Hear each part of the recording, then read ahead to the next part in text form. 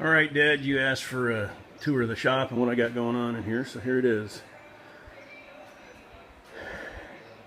Got this wall pretty much done with the wood.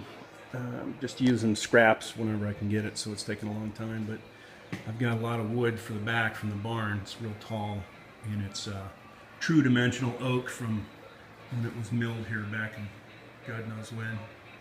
But got my desk, a big tanker desk, old military. Pretty happy with that. And got it for free. Holly actually found it for me. And then I built that workbench there. It's taller than normal, but I can't bend over because of my neck, so it's a lot easier for me. And then up here, my big toolbox is down in the other shop, the farm shop. But I just use this one, which is my rolling tool cart, and got mostly automotive stuff in here. Hex, Torx, ring pliers, my picks, gasket material, that kind of stuff. And then I got my nut drivers, ODB2, analyzer, multimeter, digital calipers. Pretty much every wrench I need to work on the trucks and the cars. My wrenches, I don't have all of them in here, but for some reason I came up missing a few sizes, and they're somewhere around here, probably in the barn or in the back of my truck. And then I got crescent wrenches, Torx wrenches, locking pliers. And down on the bottom I've got a pickle fork and a gear puller and some other wrenches. But over here I've got another workbench I built. I use that for projects. That's an old generator. And it's an antique actually I'm working on. And then just some more miscellaneous garbage. That's the electrical service I put in. I'm still in the process of wiring this up. I've only got one circuit on it right now, but it's going to be fine. You can see I'm still in the process of wiring. I don't have overhead lights yet, and I've got like 5 plugs, and I've been using that because once I got electricity up here I decided I need to use it. And that's an old Hewitt roller tool cabinet. Mostly I've got my auto body tools in there. I've got all kinds of hammers in my sanding blocks and all that kind of stuff. And then that's just storage of all my paints and air oil filters. I got a catalytic converter to put on this red truck here. And in the corner, instead of putting the stove there, I'm actually going to punch through this wall and enclose in part of the lean-to and make it into a compressor room. So I got to put a man door in there, and I'm going to lay some concrete and then enclose it all in and put my air compressor in there so I don't have to listen to the noise as much. Another project yet to be realized. That's Chris's lawnmower. And that's the thing I got in payment for a job. It's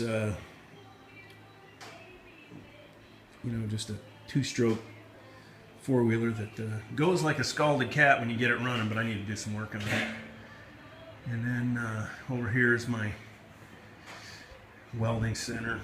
I've got that motor pulled there, and I'm going to put it into that. Another project I got going on.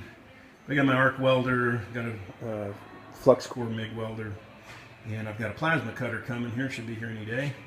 And then I got some more projects. Some of those tires are keepers, some of them are going on implements, 2 of them are going on brush hog, 2 of them are going on one of the trailers that I have for the farm. Never leaves the farm. There's my oil. I fill that thing with used motor oil, and a guy comes by and pumps it and gives me like 20 bucks, so can't complain. But anyway, here's what I'm working on. This is the red Dodge. It's in pretty good shape. Mechanically, it's in excellent shape. It was an old fire service maintenance contact truck, so it's never really been abused. And one of the requirements for these things, this was an Air Force pickup that had about 9,000 miles on it when the Air Force accessed it. It was picked up by the Department of Conservation here in Missouri, and they give them to the fire departments, and then after a certain amount of time they own them, and then in this case they sold it, got it at auction or the guy that I bought it from got it at auction for 1,200 bucks, and that's what I gave him for it. So But it had a crumpled front fender, so this is what I've been working on, and trying to get those gaps is always interesting. Still got to work a little bit on that, but it came up pretty decent. And doing some engine work on it. I'm ready to put the battery back in it and get it out of here so I can get it washed down. I'm going to paint it, or sand it down and paint it, but I got to do some cleaning and stuff. And I do have a new, don't mind that. I do have a new grill for it.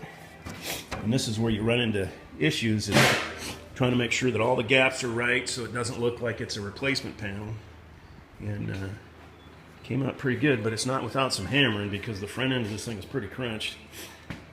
I had to hammer that all out, and it's the part that's going to look a little rough is going to be covered inside the engine bay, and will be covered by this grill. So I think it's looking pretty good. But anyway, that's my current shop and what I got going on, and you know, it's a work in progress, but I'm enjoying it, and I do a lot of projects down in the farm shop that doesn't interfere with this up here. And this is the nice thing about having this. I can put this Dodge truck, for instance, in here and work on it, keep it all disassembled, and take my time and not have to worry about it, and do the stuff I need to do for the farm down there. So anyway, there it is, and I'll talk to you later.